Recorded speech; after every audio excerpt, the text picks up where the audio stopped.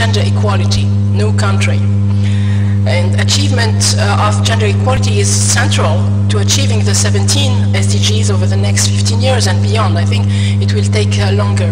It's clear that the 21st century is a century of women, but we have to work hard in order to make things change, especially on our continent.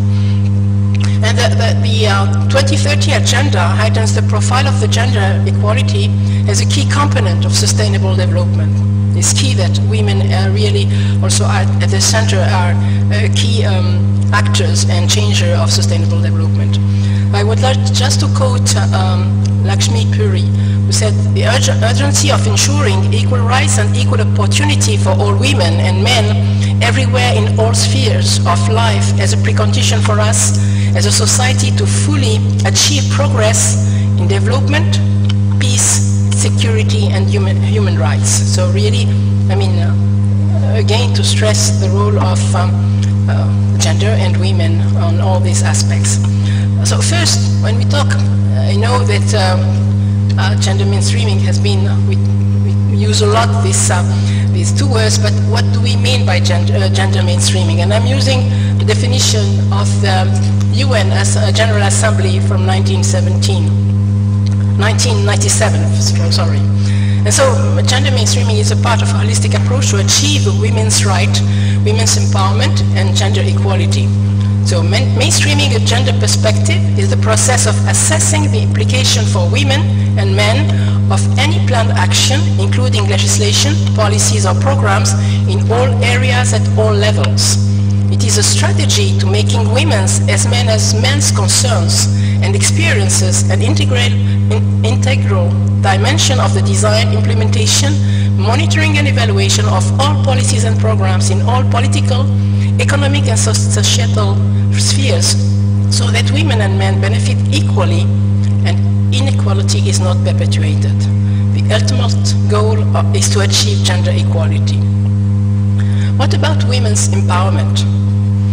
Women's empowerment goes beyond gender equality. It's the power and ability of women to make choices and control their own destiny. And when we talk about women empowerment, it's about power, about our ability to control our own destiny. And it has different understanding and different meaning. It's a process by which women gain the ability to make and enact strategic life choices, as to have or not children, for example. Empowerment takes place when individuals and organized groups are able to imagine their world differently and to realize that vision by changing the relations of power that have kept them in poverty, restricted their voice and deprived them of their autonomy. So I just want, because I mean, as I said, we are using some words, but sometimes the meaning you have to really understand and to remind it. So, but women's empowerment have different dimensions. First of all, the political dimension. And political empowerment is when women gain the ability to influence the rules and norms that govern society and decisions about who gets what, when and how, individually or collectively. It has also a social dimension. And it's when women gain the ability to make influence decisions about their social interaction, reproduction, health and education. It has an economic dimension. It's when women gain the ability to make, influence and act on decisions about their participation in labor markets, their share of unpaid work, and the allocation and use of their own assets or their household's assets. But it has also a psychological dimension. It's when women gain the belief that they should be able to make or influence decisions that affect them and gain the confidence to act on this. You see, I mean, we have to take into account political, social, economic, and psychological dimensions of women's empowerment. Just to remind that, you know, when we're going to talk about the Agenda 2030, but the Agenda 2063 and also the African Development Bank 5 priorities are all aligned and they are in synergies. So we have similar indicators and goals in the 3 agenda. Now, so 17 goals, 169 targets, 230 plus indicators. Quite a challenge that countries have to face in order to be able first of all, I mean, to report on this sustainable development goals, but also to have a good understanding and also to develop all the methodologies that we'll come up with in order to be able to monitor these different indicators, targets, indicators, and so on. And the one we are going to focus on is on gender equality. But gender equality, some say, is cross-cutting. Don't like so much the word cross-cutting. For me, it's central. I work also in the field. I mean, I'm an agriculture engineer, and I work in the field of water. Water is also very central. It's very central to all the SDGs. But here, gender equality is really linked to the 17 sustainable development goals. It's related to zero hunger, to good health and well-being, to quality education, to water, to affordable and clean energy, and so on. So really, it's linked to all of them. And I just would like to quote again Puri, who was saying, promising to leave no one behind, the 2030 Agenda and its 17 Sustainable Development Goals address the fundamental environment, economic and social issues and position the achievement of gender equality and women's empowerment as a precondition and necessary outcome of sustainable development. Then let us now, just quickly, I'm going to remind what are the goals, the targets, and just to keep them in mind. It's about discrimination, it's about violence, eliminating all harmful practices, that we didn't talk so much about, unpaid care and domestic work, full and effective participation and equal opportunities for leadership. This is just a map showing, as I said, we didn't talk so much about female genital mutilation in Africa, but it's really striking. It's very important. When you see how many countries are concerned by this, and the number of, we have also figures about, it's really something. And I think unless we stop these kinds of things, we'll not be able to really make a change on our continent. It's one of the things that we should really address. For me, it's something very important. As an African woman, I cannot accept these kinds of things. There are other things that we should not accept, but I think we have to really work on this.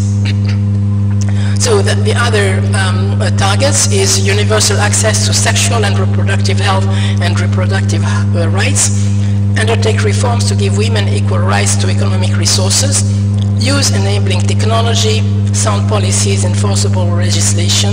So you are familiar with all this. I just wanted to remind them because it's important, as I said, to have to keep them in mind. Some facts and figures. You are also very much aware and familiar, but just to give you to say some of the things that we need to understand, that to hear then inequalities in Africa between men and women are among the greatest in the world is something that is really painful, is something that is difficult. So why is the African continent always lagging behind, especially regarding women? Why? We should ask ourselves why. What we can do in order to make it change. We cannot afford to wait too long. This is a question. When I was hearing the presentation about the demographic dividend, saying that some of the changes happen elsewhere in 1 or 2 decades, and it will take maybe 80 years on the continent to reduce, for example, the number of child or children per woman on the continent. Is why? Why is it? We have to really work on these kinds of things. So, and to know, for example, that African women achieve only 87% of the human development outcomes of men. So we are still really down the ladder. African women and girls are among the world's poorest. Why? Why can't we change this? And when the highest rates of illiteracy, this is not acceptable. We cannot leave half of the population of the continent in this stage. There is low participation in the formal, because most of the economy of the African continent is informal. This has to change. And there is discrimination against female entrepreneurs, workers and managers that negatively affects their productivity and results in large disparities in income between women and men. So women, African women hold 66% of all the jobs in the non-agricultural informal sector and only make 70 cents for each dollar made by men. And only between 7 and to 30% of all private firms have a female manager. I was listening to the, at the World Economic Forum, Alibaba, the CEO of Alibaba, and he was saying how much, having he has a number of women among his staff, and it has made a huge change, a huge difference. I invite you to listen to him, because I was really, I found it amazing to listen to what how much he has achieved, but also about the role of women in his, company. So, and an important thing, that the gender gap costs to sub-Saharan Africa $95 billion a year, because women have a lower participation in the paid labor force. $95 billion. So can you imagine how much the continent that needs resources is not because of the participation of women to the economic activity, how it is affecting the overall economy of the continent. Just to show the female labor force, there is change, there is progress, but it's far from being enough. And when we see, for example, the second graph, how, I don't know if I cannot use there. There is still a difference and a gap of about 10% between men and women, in the labor force participation. It is changing, it's going to change, it's going to increase, but again, not enough. We have to do more. So we know that women are involved a lot in the agricultural sector. It's about, their contribution is 50 to 70% or more of the agricultural labor in many African countries. They dominate subsistence, rain-fed agriculture, which put them more at risk of a changing environmental climate. They have restricted access to resources, need to secure and manage scarce water, such as land, agriculture inputs, finance and credit. And this has also to change. We have to be able to provide more access to all this, and especially to credit. And to work on the national policy, the acts and regulations that exclude women from benefiting equally from water, land resource, and access to other vital inputs. And so it results in the productivity of women being 30% less than men's. Regarding education, and education is really central. We have been talking about education, governance, and so on. But I had a Swedish friend who was asking me several years ago what we need to change. I said, education, education, education. If you educate women, then you can change the governance of the country. You can change everything. But if you don't have the education, then no access to credits, no access to anything. Education will make the difference. So I think when you educate a person, then it will change the whole thing. So this is for me central and crucial. So it is still a challenge, and with the highest out-of-school children rate in the world again, accounting for half of the 59 million primary school-aged children out of school in 2010. So there is an improvement, as I said, in universal primary enrollment. Nearly half of African countries have achieved gender parity in primary school, but it is not enough. 5 years of schooling is for some African girls the most education they can expect. In the past decade, the enrollment rate of girls at all ages has been catching up with that of boys, but the gender gap persists. 24% of the girls are out of school, 24% compared to boys. 12 million girls in sub-Saharan Africa are never expected to attend school. 12 million. And poverty is the biggest barrier, of course, to girls' education. So, we really need to address this. For me, it is really central and crucial. This is just to show the gender composition, and we see again an improvement, and even sometimes we have more female, it is going to be reversed, especially in North Africa, it's changing. But again, it is not enough. Total fertility rate, I think this is crucial, and all the discussion that we have had the previous days, I don't know, I have a different perspective, but for me, you know, it was, as I say, I come from Tunisia, and it was clear. Our president, first president of the Tunisian Republic of Tunisia, said, you know, we cannot afford to have, we don't have resources, and the only resource that we have is human resources. So we cannot have, we used to have about, family used to have about, on average, seven kids. It was not possible. No, it has been reduced to 1 to 2. So it's a question of, I have heard discussion about like social security to have more kids and so on. Things have changed. We had a discussion yesterday with a person from Benin. She was saying she cannot have more. 2 is more than enough. And that, 3? Niger, sorry. And that, you know, she was saying that her father was saying that 4 was already too many. So you see, things have changed. So we have to keep this in mind, that we need to be able to control, and women have to decide how many kids they have, with their husbands, of course, but how many kids they have, in order to be able to bring them up at the level where we are now. It takes more time, more energy, and also the question of employment that is all over the continent. In Tunisia we have had, I mean, quite there's not an easy thing what happened on the 14th of January 2011, and it was because of unemployment, and it was dignity. So it is very important to keep this in mind. So you see Sub-Saharan Africa still lagging behind. I mean, number of kids and Sub-Saharan, number of kids compared to the world. It's not a question that we want everybody to be on the same level, but it's a question of how much we afford. It's a question, it's an economic question. But we have to address it, to address the cultural aspects as well. From the point of view of water, as I said, I've been working on water most of all my career, so I cannot not address the water. And we know how much time women spend going to fetch water.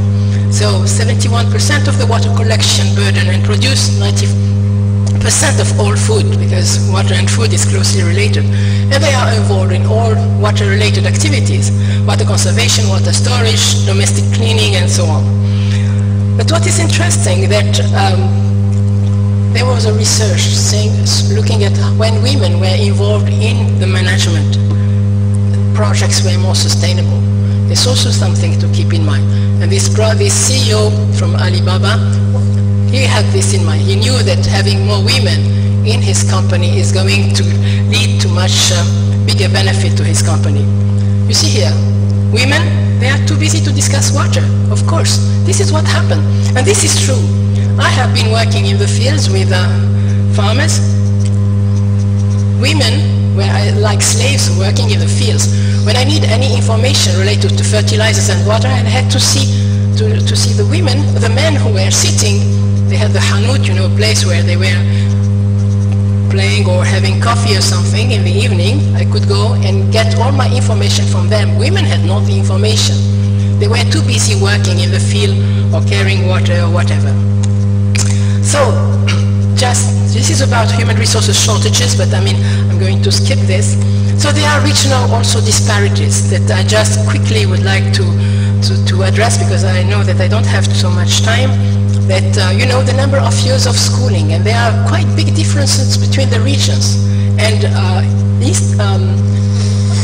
I mean, it is in East Africa that is not doing very well. 4.8 years of schooling for the girls, you know. So when you compare to Sub-Saharan Africa average, that is about 9.7. So you see the gap. Also Central Africa that not doing very well compared to North Africa or South Africa. And West Africa is in between. So efforts to be done on these aspects.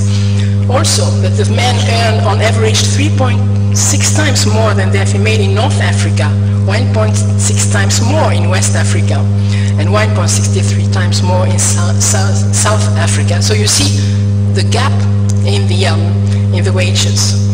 And number of seats in parliament, because if you want to see changes, you have to be on the political stage, in the political, involved in politics and in different aspects.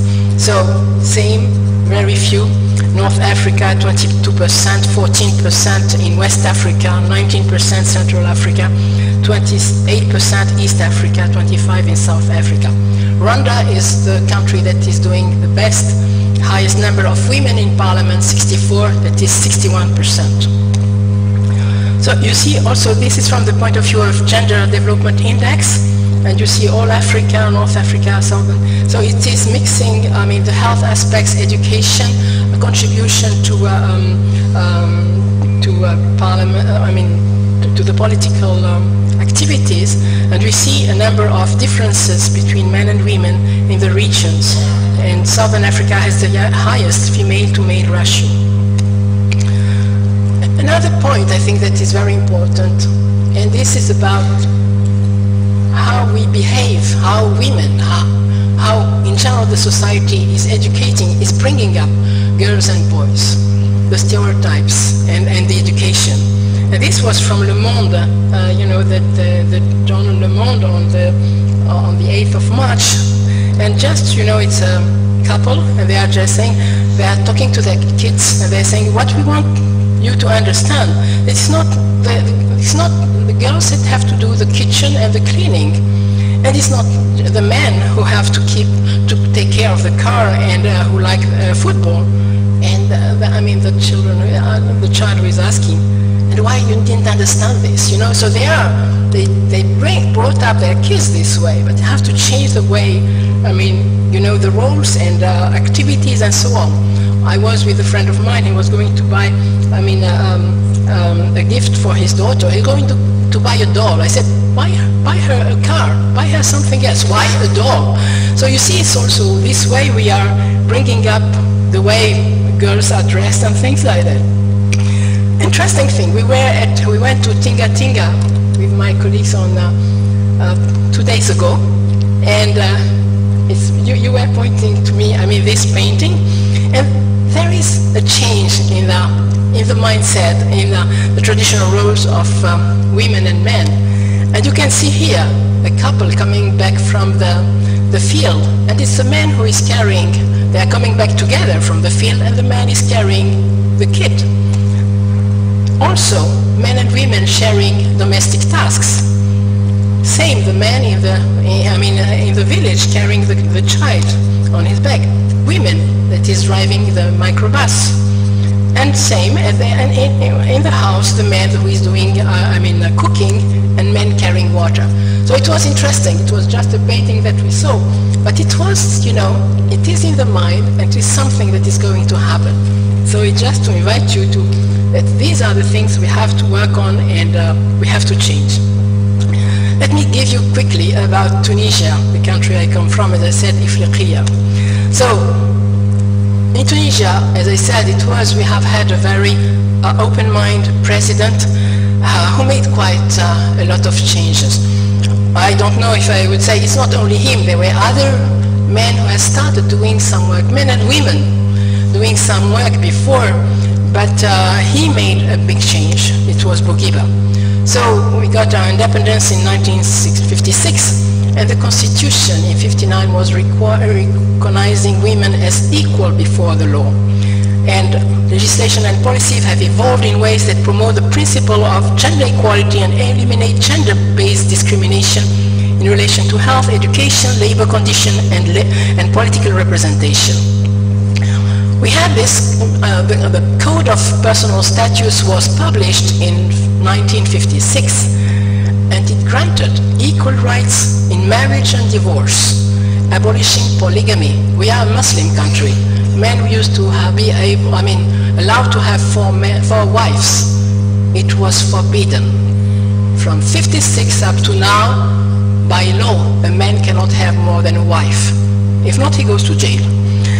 It was abolishing polygamy and repudiation. Before that, a man could say 3 times, you are divorced, you are divorced, you are divorced, finished.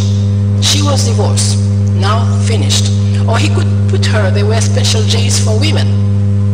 It was finished again. And they enacted also a minimum age for marriage.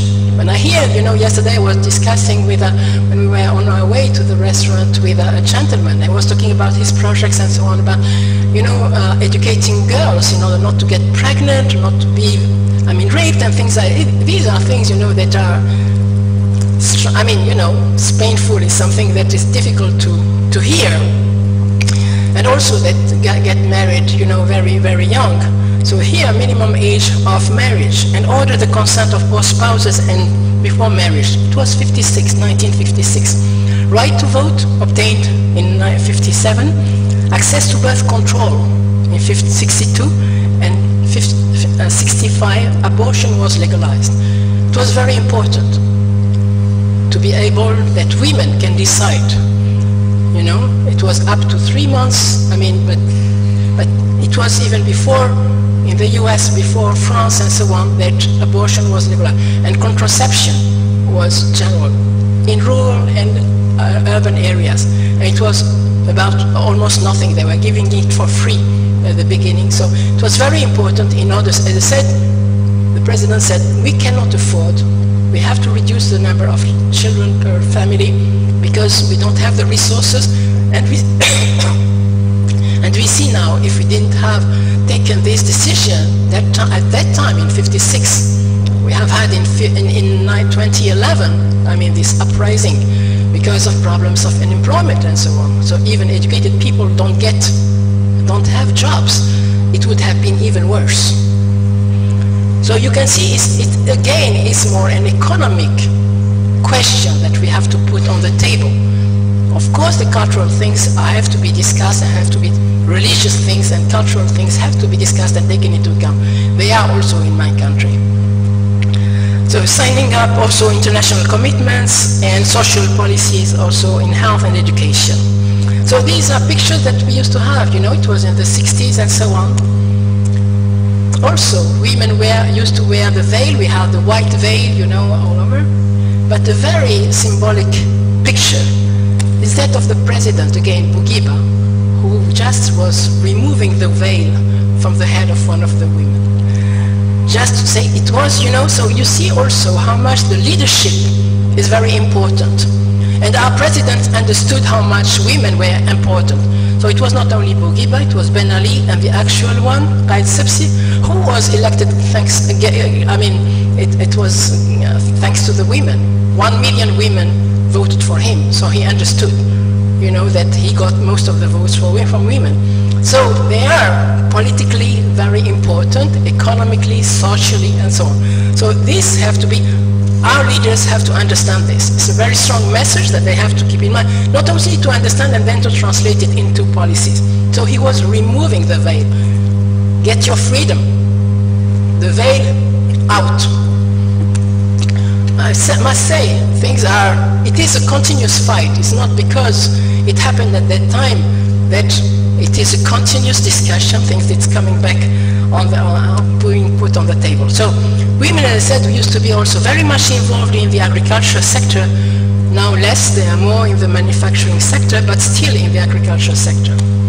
So some of the concrete gains, so access to health and education services and the labor market, maternal mortality that was halved, fertility rate that was brought from 7 to 2, some disparity between rural and urban, but it is changing also in the rural areas, 2.6 children per birth per woman. Increase of the girls' enrollment at all levels of education, primary, secondary and tertiary. Gender gap has reversed. Now we have more women at university level than men. More women. And so it means that in leadership position it will get better. Let's look at other figures. And consistent rise of the school's life expectancy from 4.9 years in 71 and increased to 15.1 years in 2010. And during the same period, the increase for men was from 11.3 to 14.3. So we have more women at the university than men. So just to show, maybe I cannot, just to show also the difference between the MENA, the Middle East and the North Africa region. Tunisia is doing better from the point of view of maternal mortality, life expectancy, and so on. So there are some regional disparities we have to take. And this is one of the problems, because we cannot also separate what is happening for women from the whole development of the country. This is also something that we have to take into account. So for example, the proportion of labor force with no education is lower in Tunis compared to, for example, Sidi Bouzid or the southern part of the country from where the uprising started. So if we don't address these questions of education at all levels, but also of women, I mean, then we can expect some problems. We have, of course, women increasingly in paid employment in all sectors. Doctors, dentists, veterinarian, biologists, everything. But only 25.7% of women active in the labor market against 74% of men. And while the overall unemployment rate is 15.3%, it's only 12.8% for women. So it means that women are more affected by unemployment, especially the educated ones. So you see how much, the fight is still ongoing, and it's a long way to go. That, I mean, for unemployed, you have about 42% of the women who are from university graduates, compared to 22% for men. Increase in the government, there is, but not enough. And this is also something. But in the constitution, they have asked for example, parity in the parliament, parity in the election of municipalities and so on. So it is also something that is ongoing. And we have a number of women organizations that are shaping the social and political transformation. Just to show figures from education that moved from 19% to 94%. I mean, a number of women lawyers compared also to other, we are doing better than, for example, in the US or UK. A number in the parliament that is increasing. So it is a move, and it will not stop. The drivers of change were the nature of post-independence political dynamics and elite arrangements, political leadership, which has consistently supported policies and reforms that have favored women's gender equality over a long period. It was combined with policy and legal change in the socio-economic sphere. And we have the emergence of women's political and social mobilization for change. So these are pictures from the 14th of January 2011, where we had a number of women in the streets that were fighting, that were demonstrating it was not for their rights, it's for the whole society, and as I said, for better employment and dignity. But again, after this change, we had, I mean, who came in power? We had all the Islamist movement that came and took, it was like a revenge for them. And the first thing that they were targeting were women. Wanted to go back to polygamy, wanted to go back to the veil, wanted to go back the young girls, because the young girls don't wear the veils and so on. So a lot of changes. Women were the target, but women and the civil society, again, were in the streets, and saying, don't touch the code of personal status. So demonstrating in the streets, when they wanted in the constitution to say, I mean, men are complementary women are complementary to men. Big fight, no question. So the wording is very important, and it has been changed. And so this is just to show how women have been changing, wearing the veil to removing it. So the principles of general equality that was enshrined in the country new constitution, quota on gender parity, to ensure that women accounted for at least 50% of the candidate. So as I said, it's a mixture of political, social, and economic dimension that we have to take into account. A number of challenges: patriarchal social norms and the role of religion in social and family life. So as I said, we have still to fight and to work on this. Socio-political and institutional barriers. One thing important, for example, the marriage between a Muslim woman and a non-Muslim man was not allowed now. Because what we have, you know, in Tunisia, it's not only the 8th of March, but it's also the, I'm going to try to finish quickly. And also we have a National Women Day. It's the day where the Code of Personal Status has been enacted.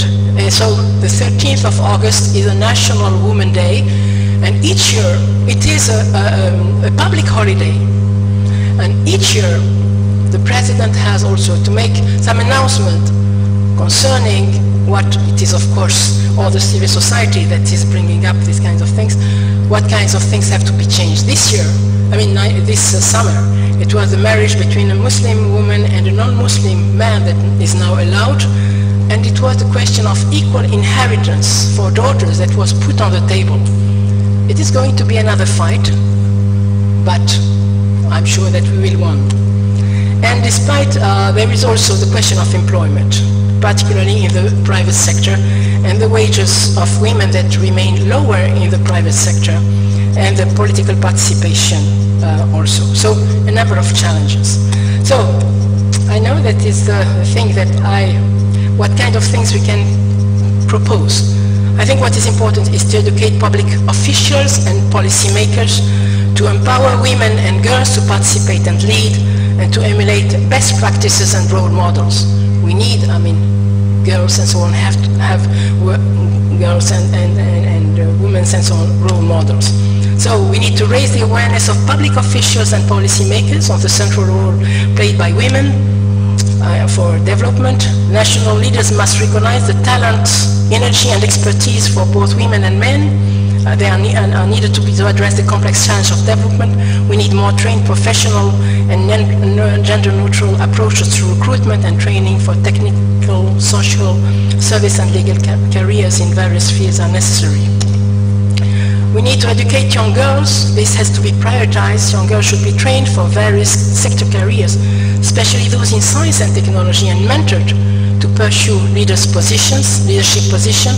More women should be empowered to pursue careers, and career success is not only the young girls, but even women and then after. So it's all along, you know, with the encouragement of girls to enter science and technology fields, and women should be economically, legally and politically empowered to pursue and be successful in a wide range of leadership roles. This means that we need laws, policies and so on, and we need to emulate best practices and role models. Women should be actively recruited and promoted for leadership position. They can provide new perspectives. They have different ways of looking at the world and how things should be arranged and managed. And the next generation of women leaders need access to successful practitioners and professional networks today. Both men and women in leadership and professional positions should be tapped to serve as mentors, role models and champions to ensure the retention and success of young women in their careers. How much time do we have? Do I have? 30 seconds, oh my gosh. So, we need to make gender equality and inclusion a core business. Conduct gender and inclusion analysis at all levels, adopt a nothing about them without them. I found this expression very interesting. Nothing about them without them. Men are not going to take decision for us or anything without us. Create a level playing field with respect to access to and control of resources. An agenda of action. This is not from me, but I found interesting and I want to share this with you. So, adopt effective legislative and policy reforms for women empowerment using gender equality as the organizing policy lens for all development planning and implementation. Develop capabilities and accountability to increase women's participation and leadership in decision-making at all levels of society. Address the root causes of discrimination, health and education practices, breaking down harmful social norms and cultural barriers that impede gender equality. Support equitable access to land, financial services, equal pay and equal employment for African women, including establishing an African Women Investment Bank and opening women investment windows in development bank. Why not also an African Agricultural Development Fund? Create more capable, socially responsible, equally representative and agile institutions that lead to a more equitable and inclusive society. Pursue gender-responsive analysis and development monitoring, as well as more effective sharing of knowledge, tools and experiences across countries and regions.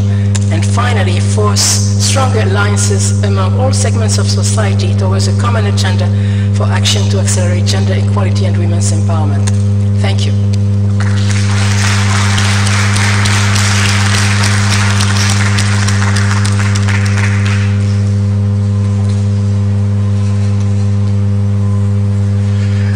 thank you very much, Dr. Bahari, for that very comprehensive overview of the role that women can play, and also I think what is very significant is your conclusion about agenda for action, because I think that in a sense is what we've been talking about in the last few days.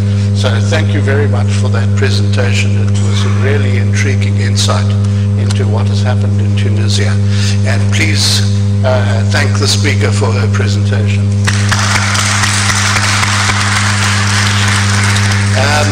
I would now like to move on to the General Rapporteur's report and ask Ms. Violet Mutinda to come and do the presentation.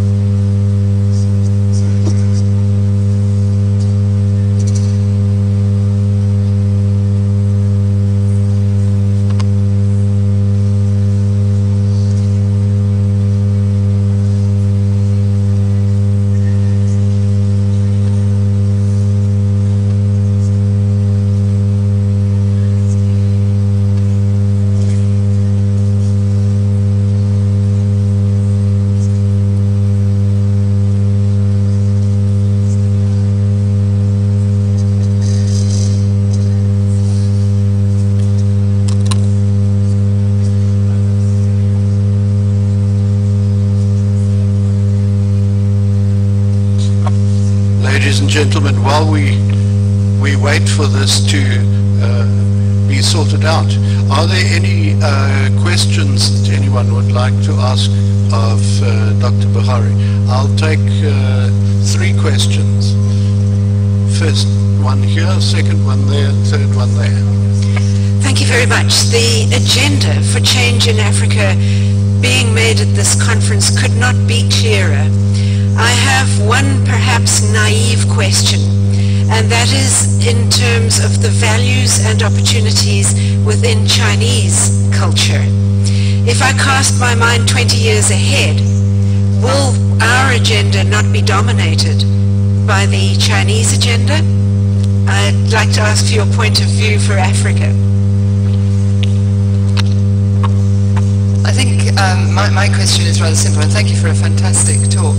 I think some of the statistics my colleagues are saying are slightly unbelievable. So what I think when we see numbers like the number of years on average differs so much across the regions, do you have any sense that this is being picked up politically? Because the number and the range is just vast, between 4.8 years in East Africa to 11.6 in South Africa. This is just, these are really bold facts that need to have political airing, and I'm curious if you know if that's happening. Thank you. First of all, thank you to the speaker. That was an excellent presentation. Tunisia is an excellent example and a case study that should be emulated by other countries. My question is, how did you ensure the buy-in of the male population? Because usually what we see is that the men are the first ones to, I wouldn't say object, but they're not very willing for that change to happen. So what is the experience of Tunisia in this?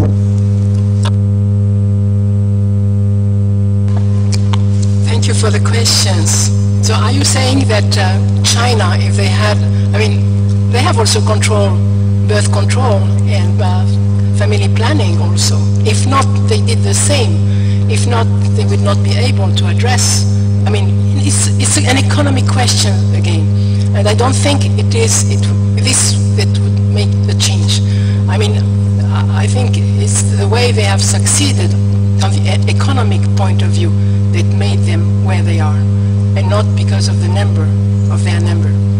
India is in the same range of population, so it's not this that will make a small country with a small population can make a change if they are economically, if women are empowered and economically being able to address these kinds of things. So I don't think it's a question of number. Regarding schooling, these are figures that I have taken from reports, from UN reports.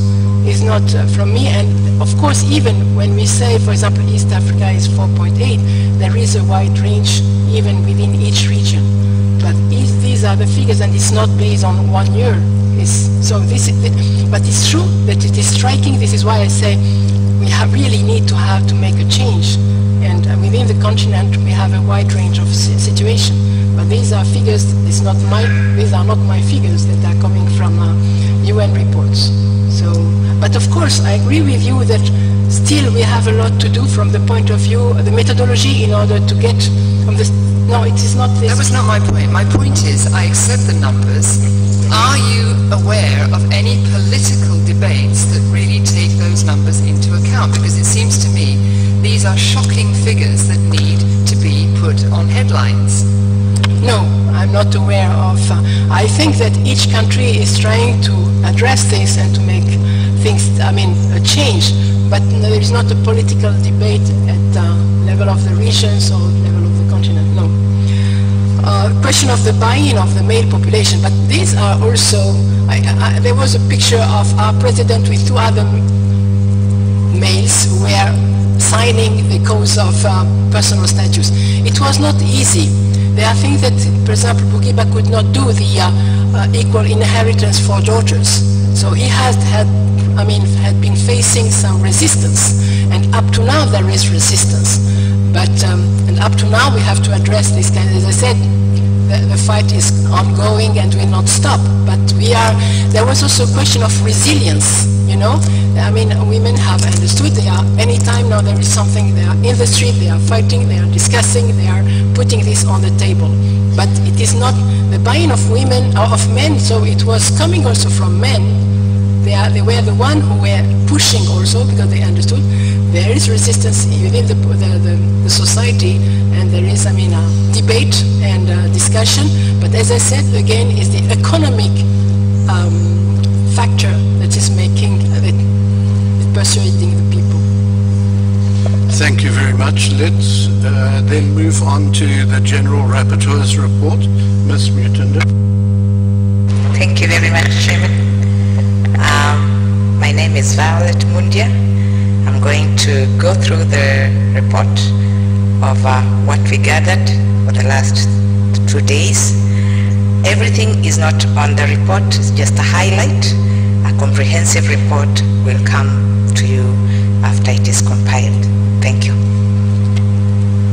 So, the objective of the conference was to provide a platform for scientists to dialogue with and provide evidence-informed advice to policymakers on the importance of women's participation and inclusion in national frameworks that tackle the realization of sustainable development goal. That was the objective of the conference, and the theme of the conference was Women and Sustainable Development in Africa. The opening remarks, the opening ceremony was preceded by remarks by the President of the Tanzania Academy of Sciences, President, then followed by the Vice President of Networks of African Academies, Nasac. We also had remarks from the Foreign Secretary to French Academy. There was a video clip presented by the President of the French Academy of Sciences, who was not able to be with us. Then the Executive Director of Nasac also gave us a highlight of our expectations in the conference. The French Ambassador to Tanzania talked passionately to the conference and the desire to see the decisions made move to the next level. The Minister of Education, Science and Technology in Tanzania also made very passionate remarks. And then we had a keynote address from one of us, the participants. The topics that were presented during the conference were contribution to development by science, 2, the generation that could transform Africa has already been born, 3, education and advocacy, 4, the role of research institutes, foundations, funding agency and industry, 5, the role of women's organizations in realizing sustainable development, 6, examples of successful actions, 7, local and national roles of women in development, and 8, reproductive health and development. Those were the topics that were handled in the conference to be able to actualize the objective of the conference. So the first presentation, Sub-Saharan Africa demographic data and UN projects that population will increase in Sub-Saharan Africa by 2030 and large fractions of economic growth will be absorbed. This then continues growth,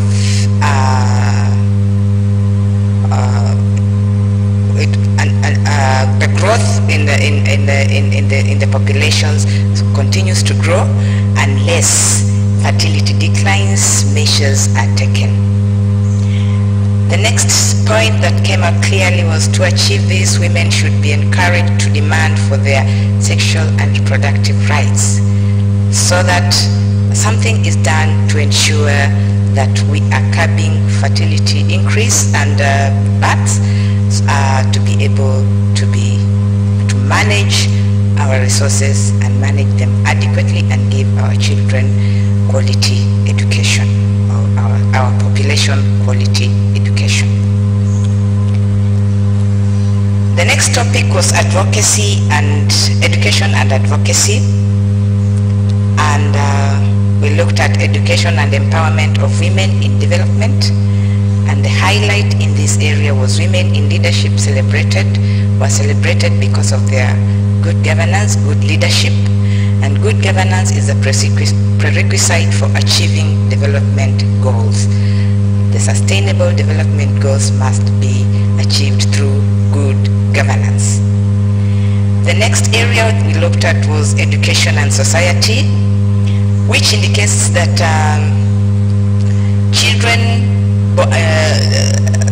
research has proved that a child is born with curiosity, which drives science, and the African culture should enhance this further. So when a child is born and they are curious to undertake various activities in the environment, they should be allowed to, so that they enhance their curiosity, which then develops their education, their learning, and their skills to carry out science effectively.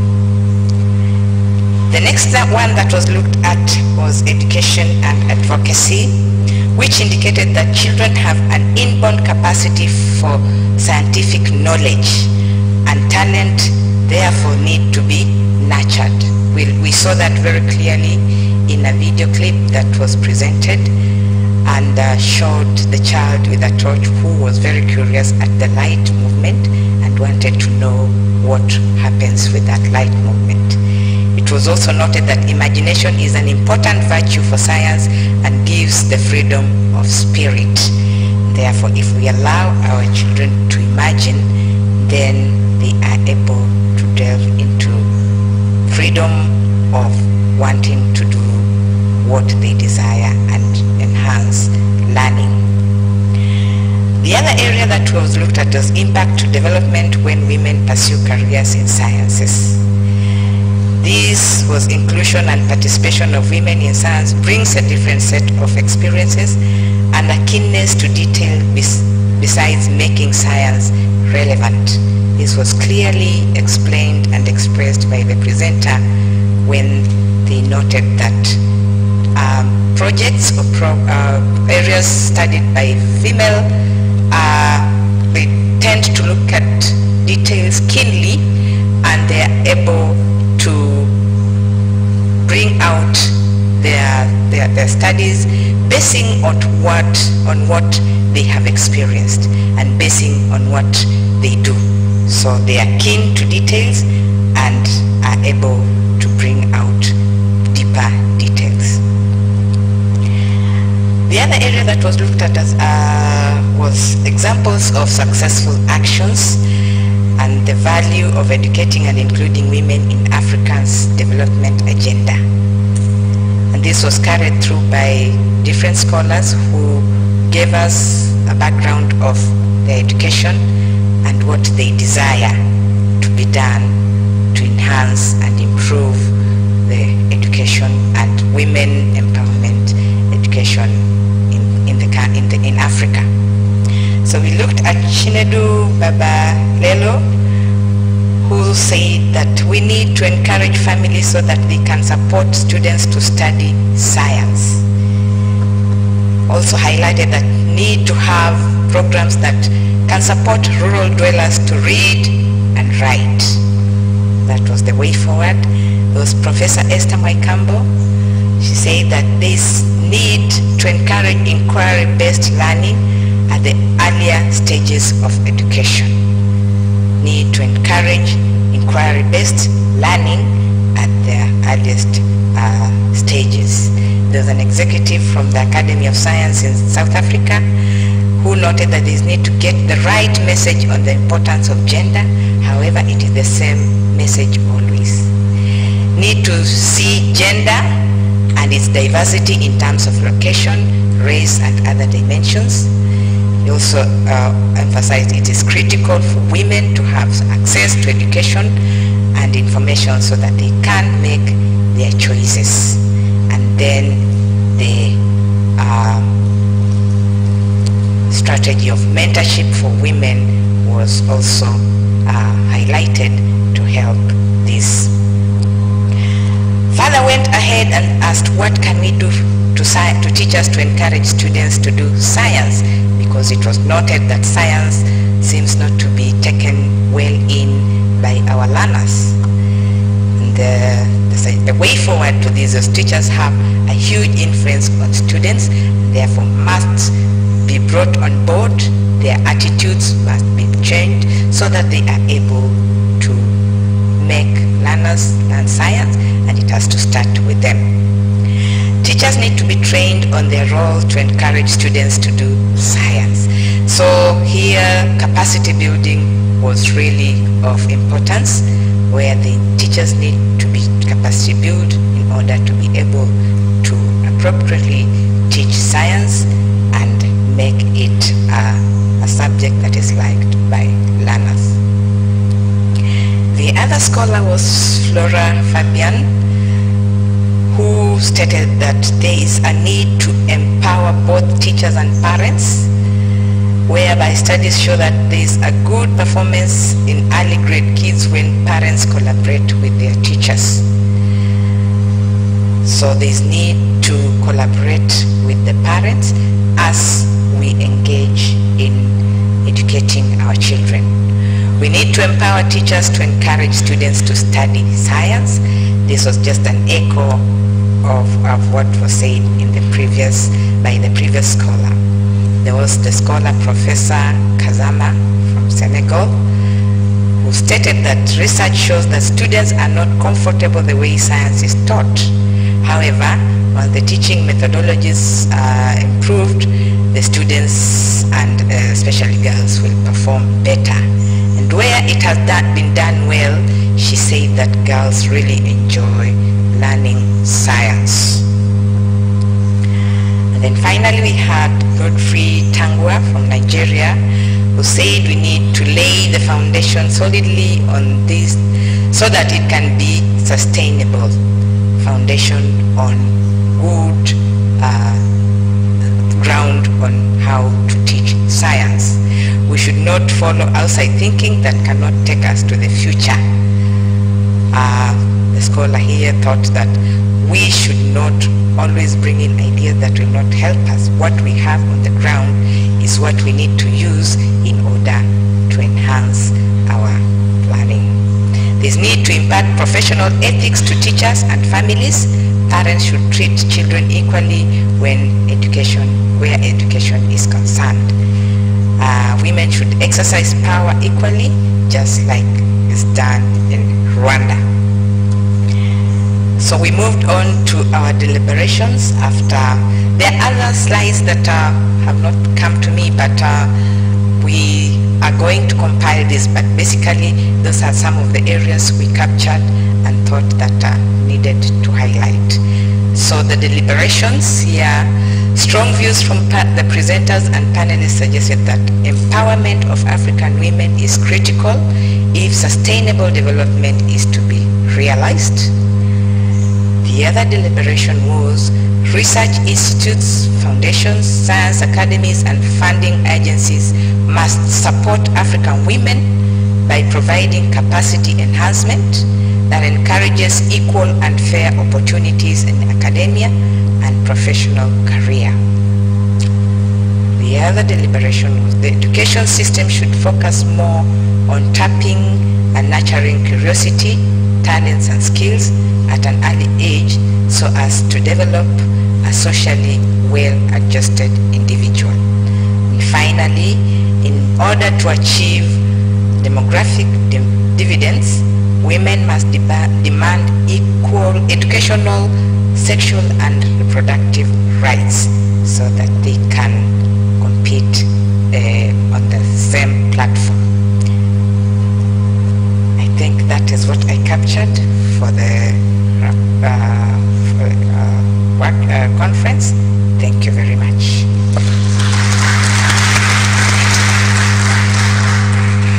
Thank you very much, Violet. We now have approximately 10 minutes for discussions before we take our refreshment break. Violet, could you hang on for a moment while the discussion is carrying on? So are there any comments or questions that anybody would like to make? Let's start here.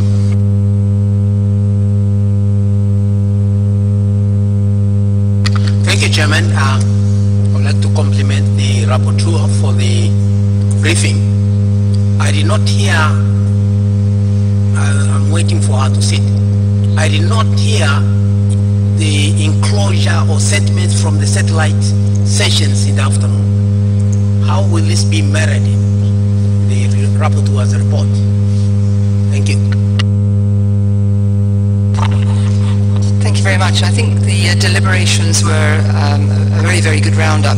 And I hope that in the report, because we want people to read this report, it would be very useful to give a synopsis of some of the data and knowledge that was presented to all of us around the demographic dividends, the role of the different academies and so on, because this is a new way of looking at this problem, and I think that we want people to read from that scientific perspective. So we have a lot of platitudes, but what we need is the data and evidence underpinning that was presented, I think, at the beginning, and then that will give more weight, I believe, to the deliberation. So a rebalancing, I think, would help tremendously. Thank you very much. Congratulations, Madam Rapporteur, for the presentation.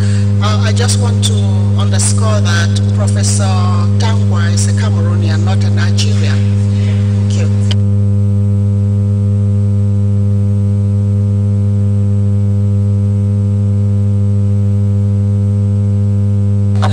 Thank you, Mr. Chair. I just would like to see that we have an action in place. I need to see that all the deliberations are put to a schedule for implementation. And I would hope that the next session that we'll have, or next year the conference, we will see what have we done about all the work that we have done today. I wouldn't like to, after all this work and expenses that was made, it becomes just another forum of conference where no recommendation is followed and a clear action have been taken. I just want to say to our colleague from Tunis, I'm wearing a veil, but this did not affect my empowerment, did not affect my status in life. I took my destiny into my own hands. So honestly, veil have got nothing to do with how empowered we would like to be. This is a stereotyping that I would like to get out of the head of everybody. Thank you, Mr. Chair. Can I just react? Because, I mean, your veil is different from the one we used to have and the one that came later on. The one that came later on was coming from Saudi Arabia, from the Gulf countries, that had nothing to do with our culture. So when Bourguiba removed this, removed the veil, the traditional veil that we had. After what we came later was something that was imported that had nothing to do with our culture. So I'm not talking about your veil or your veil. Please, I mean, and thank you for raising this point because it's important to clarify. Thank you. Any other questions? Please go ahead. All the speakers since the first day have stressed that education is the path to go to empower women, or whatever sector we're talking of. It is there in the rapport, in the report that I heard just now, but I think we have to stress on this aspect that education is the key. As somebody said, education, education, education, and that has to come out very strongly in the report. Thank you.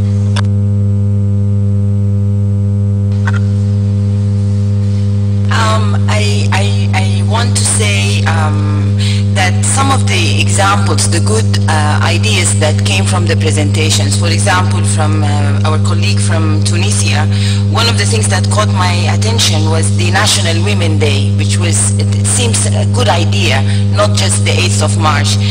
But what I wanted to see also on the report is that we need to redefine those terms that we use so much in our and our colleague from Tunis as well looked at a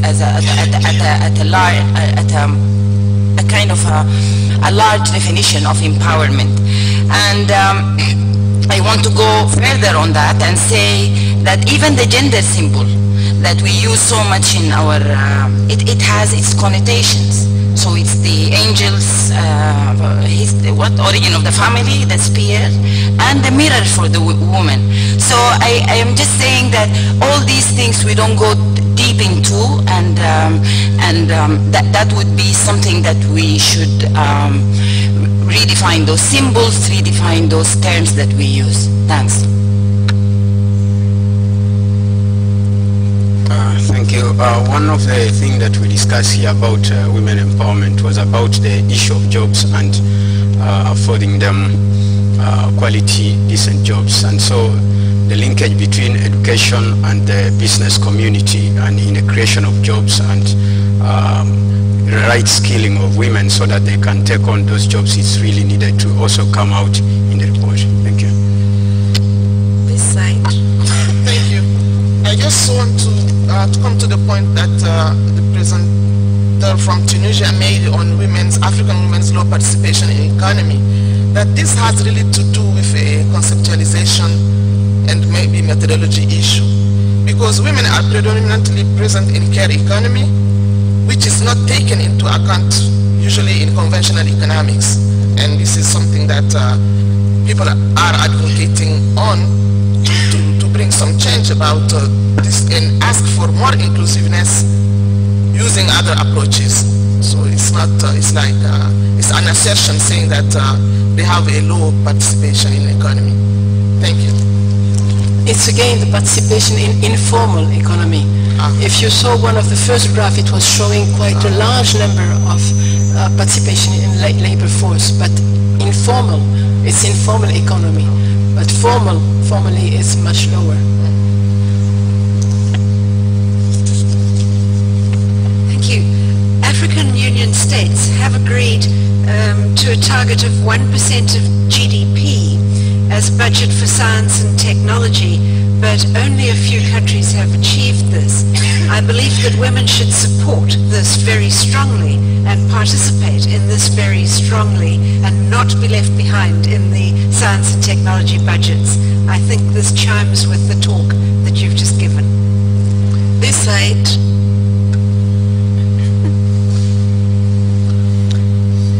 Thank you very much. My name is Pacifica Okemwa from Kenya. There is a lot of talk about education, but there's an element I want to emphasize, which is what sort of education are we talking about? It's education that is empowering, not just formal, education that empowers us to, to be in control, education that empowers us to be able to take up jobs, education that empowers us to demand for our rights. So it's an all-encompassing education. So while formal education is important, notice that it is never enough until we add education that empowers us to seek our rights. Thank you very much.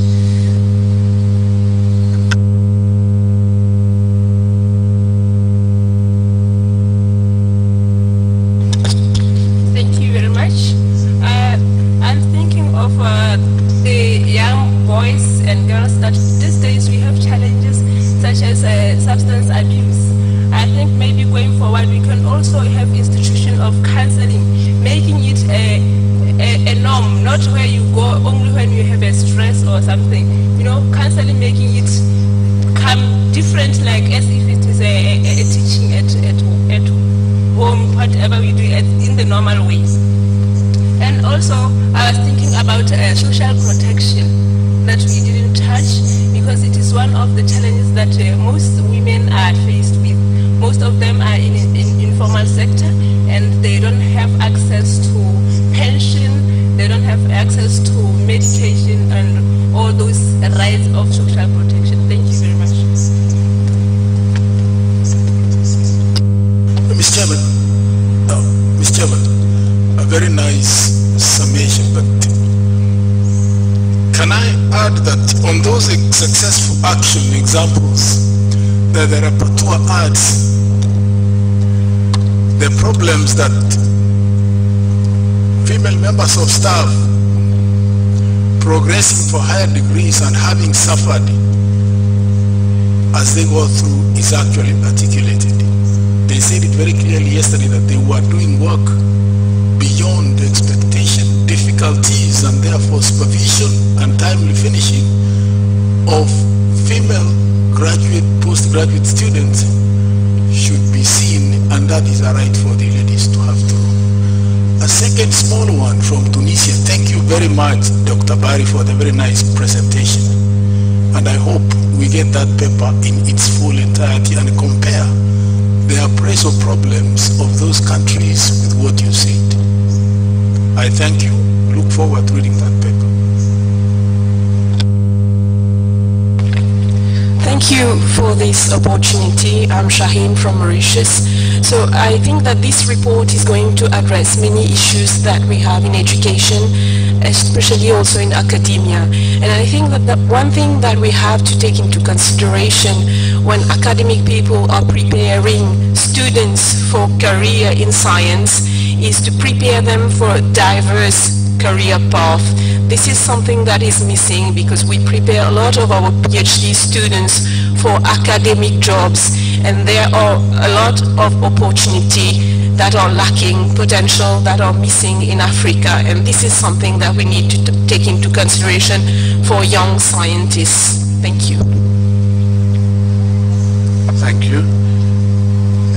Any further comments or questions that anybody has? Here we are.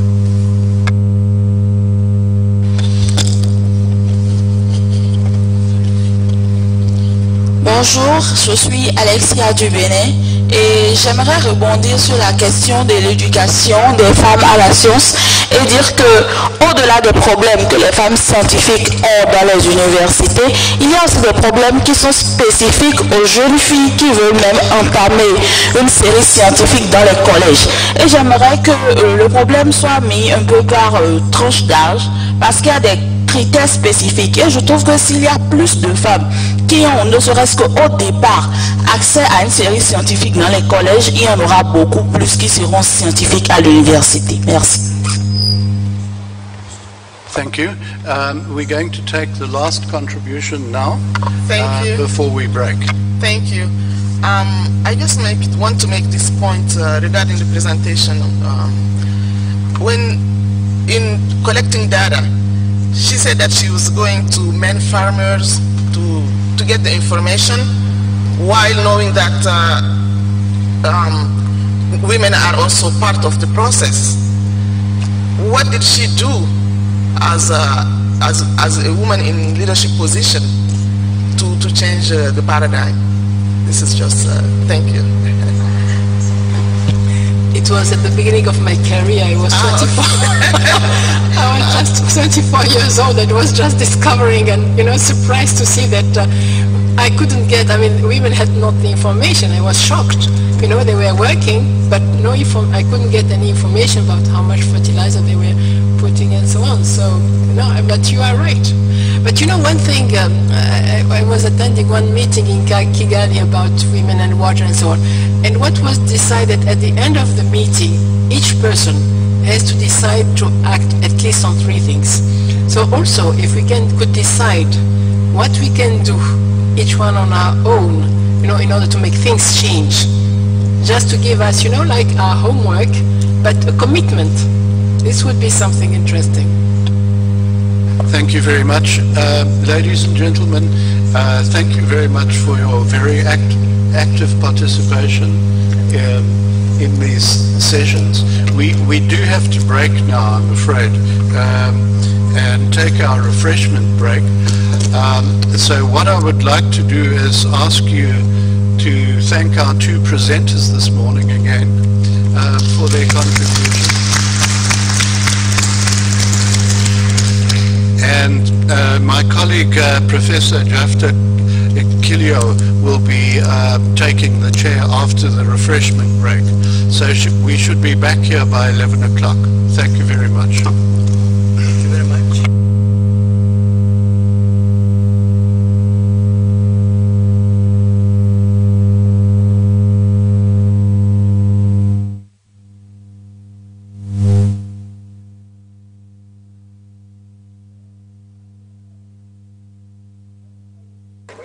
Before you step out, ladies and gentlemen, please note that our tea break, tea coffee break